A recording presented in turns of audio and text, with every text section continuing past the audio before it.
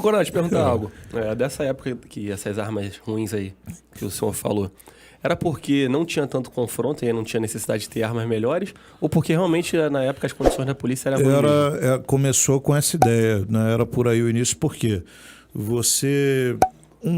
no passado, né? Vamos dizer, até a década de 80, você colocava 2 policiais com um revólver na cintura, 5 munições no revólver, que era essa arma meio precária, no máximo mais 5 munições numa baleira ou numa cartucheira, e aquela dupla andando a pé impunha uma moral absurda por onde estivesse passando. E não existia nenhuma possibilidade ou cenário em que eles fossem desafiados, agredidos, ameaçados e confrontados. Exatamente. Era um respeito. Eu me lembro que eu era garoto, né? Eu nasci em 68, na década de 70, jogando bola na rua como qualquer garoto, sem nunca ter tido nenhum problema com justiça, polícia, nada errado, mas quando passava o carro da polícia devagar, aquele parou, né? O parou que deve existir até hoje, né? Quando você vê uma senhora grávida, né? Uma mulher grávida, uma criança pequena de colo e a polícia. Entendeu? Um idoso ou uma idosa. Então, existe um respeito que hoje, infelizmente, em muito lugar a gente não vê mais, né? Então, hoje o policial já tem todo o equipamento, colete à prova de bala, a viatura está evoluindo para ser blindada, fuzil, né? E pistola semiautomática com munição, mas não há o mesmo respeito que tinha antigamente. Era até uma pergunta que eu ia fazer, porque 91, né? 91? 91 entrei. Então, aí sim, dizem que o Rio piorou muito de 2000 pra cá, ou de 90 pra cá. Década de 90. Então, e você pegou essas fases aí, né? Realmente o Rio de Janeiro é um lugar sim, mais tranquilo, porque eu e o Sérgio já pegamos uma época mais... É bem ruim, né? Que a gente desce assim, Era um lugar, como outro qualquer, muito mais civilizado. Vou colocar um caso concreto, né? Quando eu era garoto, criança mesmo, né? Eu nasci em 68, então início da década de 70. A gente tinha uma faxineira, né? Barra passadeira, né? De roupa. Dona Cecília, se não me engano o nome, era Dona Cecília, que ia lá em casa, passava roupa lá uma vez por semana, 15 dias. E ela passou assim umas 3 semanas, um mês, desapareceu. Aí minha mãe puxou eu e minha irmã pela mão. Tá tendo algum problema com essa Dona Cecília, vamos na casa dela ver o que é, de repente ela precisa de alguma coisa. A casa dela era dentro do Complexo do Alemão. Pô, eu me lembro de eu com a mão para cima, porque era pequeno, né? Minha irmã também. Minha mãe dando a mão para baixo pra gente. E fomos na casa dela, entramos, não tinha ninguém de revólver. Inimaginável. Sim. Fuzil, pistola. Eu me lembro do efeito que teve sobre a minha mente lá infantil, era ver porco. Você não via isso em prédio. Porco, burrinho, cavalo, muita galinha, né? Que eu criava, era tipo uma zona mais pobre, rural, mas completamente com respeito. Não é um lugar tenso, né? Não, igual tensão zero, entendeu? Sim, nós entramos, ela realmente estava doente, precisava de alguma coisa. Minha mãe foi lá na farmácia com a gente, comprou o que ela precisava, levou de novo para ela e não tinha nada desse cenário que tem hoje. Você ter que abaixar vidro, você ter que acender luz interna, você ter que dizer com quem vai falar, e a contenção, barricada, fuzil, seteira, submetralhadora, né? Fuzil até antimaterial, antitanque, granada, isso não existia. E essa experiência que o senhor passou em 70, né? Década de 70. Início da década de 70, meados da década de 70, devia ter uns 4, 5 anos. Isso aí.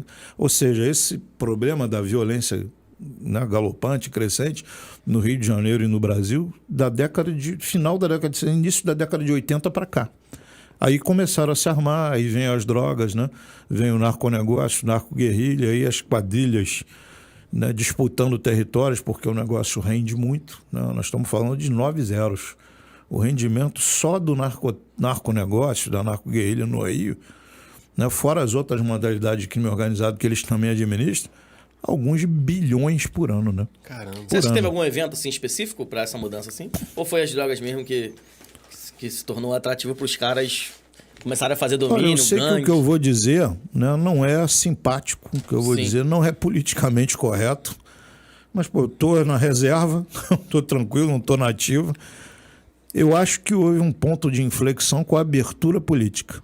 Não que eu seja fã de ditadura ou de direita, mas o que houve? Quando houve a abertura política, houve toda uma inclinação que culminou na Constituição de 1988, com uma série de garantismos jurídicos e de proteção envolvendo, no final das contas, você começar a chamar o criminoso de coitado, de vítima, entendeu? De alguém que era vítima da sociedade, vítima do capitalismo, entendeu? Que era um desprotegido, alguém que não tinha as mesmas chances que os outros, enquanto na realidade tem um americano chamado Stanton Summerall, ele até morreu agora, essa semana. Ele escreveu um livro, Inside the Criminal Minds, que já foi traduzido para o português. Eu conheci isso que eu estou falando, eu conheci através do procurador Marcelo Rocha Monteiro, que me apresentou esse autor e o livro. Hoje já tem A Mente Criminosa, em português. Você encontra para comprar aqui no Brasil, A Mente Criminosa. Ele coloca claramente, ele é um psicólogo também, que estudou profundamente as raízes do crime. A gente fica, por quê? Porque o criminoso faz duas perguntas quando ele vai cometer o crime. Todos eles fazem. Se eu cometer o crime, eu vou ser pego? Vou ser preso? Capturado? E a segunda pergunta, se eu for capturado pela polícia, eu vou ser duramente punido pela justiça? Duramente apenado? Aí vamos a alguns números, né, que eu gosto de ler, mas me sinto muito à vontade com números, porque eu acho que um discurso sem número é meio vazio. Então, antes de eu ir para a polícia, eu era da área de exatas, então eu gosto de ter números. No Rio de Janeiro, se você mata alguém, no Brasil não é muito diferente não, mas vamos ao Rio que eu conheço bem. No Rio de Janeiro, se você mata alguém, você tem 92% de chance de não ser nem descoberto. 92%. Caraca. Ou seja, você só tem 8% de chance de ser identificado. Eu não imaginava esse dado, não. Pois é, mas é a realidade. 92% de chance de não ser nem identificado. Ou seja, a chance de você matar alguém não dá nada. Sim. Essa é a primeira pergunta. Eu vou ser pego? 92% de chance de não ser. Estamos falando do homicídio porque é o pior crime. Outros crimes vão ter taxa até piores. É 92%. Não. Caso eu seja preso, eu vou ser duramente apenado e punido? Aí é 100% não. Você vê casos famosos aí, né, de que matou o pai, matou a mãe, matou pessoas e tal, e é solto, é liberado com 3 anos, 4 anos, 5 anos, sai da prisão, né, prisão mesmo em que o cara cumpre dentro, vendo o sol nascer quadrado, não. E já vai para tornozeleira, benesses, né? E vai tirando o cara do regime fechado. Então, no Brasil hoje, com um conjunto de leis, dispositivos, mecanismos que facilitam a vida do criminoso, que facilitam, né, a liberdade dele, ele volta a reincidir. E aí o crime compensa, no final das contas. Você tem, assim, notórios casos, acho que um dos mais memoráveis mesmo para vocês que são jovens, foi um médico que foi morto na Lagoa há alguns anos, na Lagoa Rodrigo de Freitas. Tomou uma facada. Uma facada. Antes dele morrer, né, a PM prendeu o cara que matou ele 17 vezes. Entendeu? Então, assim, você prende o cara, ele é solto. Prende, é solto. E aí você encontra, além de leis, né, criadas pelo nosso legislativo, que dispensa apresentação, né? Não preciso nem usar aqui, porque sei que tem crianças, senhoras ouvindo, não vou gastar os palavrões que os caras merecem ouvir. Mas é um legislativo péssimo e muito caro, né? Que legisla mal, porque a gente sabe. O negócio é mal feito. E aí os caras fazem leis fracas, brandas, né, obsoletas, não mudam essas leis. Para piorar, ainda encontram muitos membros do judiciário que interpretam essas leis que já estão fracas, obsoletas e benevolentes para mais benesse ainda para o criminoso, como se ele fosse um coitado, não pode ser preso, o Estado é muito forte, há uma covardia, temos que ajudá-lo, temos que ressocializá-lo. E prisão nenhuma foi criada para ressocializar ninguém. A prisão, na prática, ela é criada para isolar o cara, que é nociva ao convívio social, para que ele não volte a cometer o crime na sociedade. Porque esse cara volta a cometer, o cara não é um benfeitor, entendeu? É um cara que é ruim, a natureza dele é ruim. É difícil, você recupera um ou outro, até recupera, que é louvável.